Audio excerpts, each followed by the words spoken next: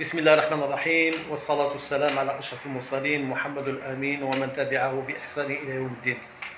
سمعنا أنه سوف يتم استيراد الكباش من دولة رومانيا إلى الجزائر بمناسبة عيد الأضحى الكريم، أعاده الله علينا وعلى المسلمين أجمعين. إن شاء الله نلحقوا على عيد الأضحى ونحن في أحسن حال وكل الدول المسلمة، ولا تنسوا الدعاء لإخوانكم في غزة.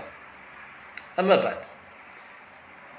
الدولة ارتأت أن تستورد هذه الأغنام من دولة رومانيا وتبيعها للمواطن بأسعار في متناول الجميع، وهذه حاجة مليحة، حاجة مليحة تكون حقيقية، لأن كما هو معلوم الكباش في الجزائر مرتفعة الثمن. اللحوم بصفة عامة سعرها غالي، حتى لحم الدجاج راه غالي، وباش يكون المواطن قادر على شراء خروف العيد بسعر مرتفع.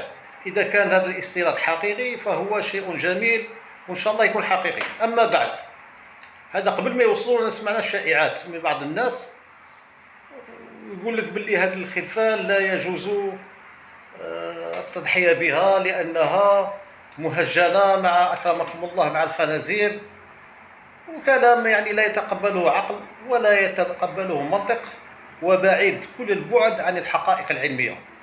هذا كلام فارغ. الخروف لا يهجن مع فصيلة أخرى لا تنتمي إليه. احنا نعرفوا، يعني درسناها حتى في السنة الأولى متوسط. في السنة الأولى متوسط كنا ندرسوا العلوم الطبيعية، وكنا نقراو اليبورك، كنا نقراو البروغرام فرونسي، كنا نقراو في السنة الأولى متوسط كنا نقراو العلوم الطبيعية باللغة الفرنسية. علمونا الحيوانات من نفس العائلة، لي زانيمو دو لا ميم فامي. كيف يتم التهجين؟ يتم التهجين ما بين حيوانات تنتمي إلى نفس العائلة وتملك صفات جينات متشابهة، ماشي جينات متطابقة، جينات متشابهة.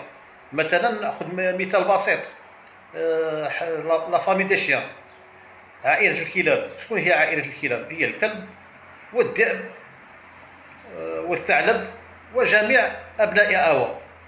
هادو يمتلكون جينات متشابهة، نجمو نكروازو بيناتهم.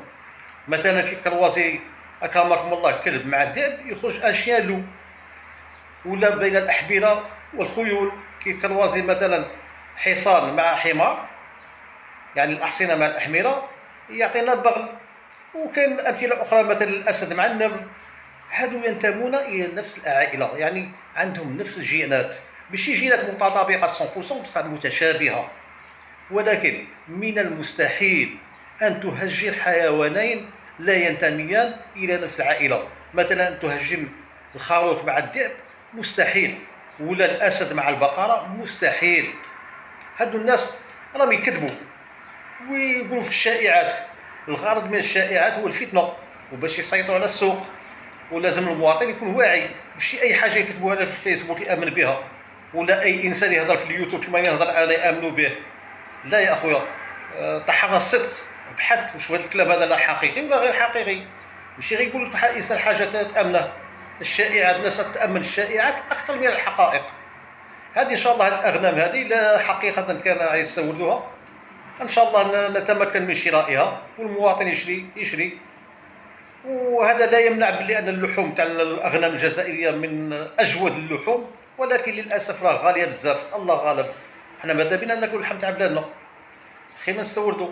كي نستوردو لي مليار دولار تخرج، حنا ماذا بينا ناكلو السلعة الوطنية، بس راه غالية. الله غالب، وماشي غالية بسبب النقص تاعها ولا بسبب أنها غير متوفرة ولا غير موجودة، بسبب الشح وبسبب الجشع تاع الناس.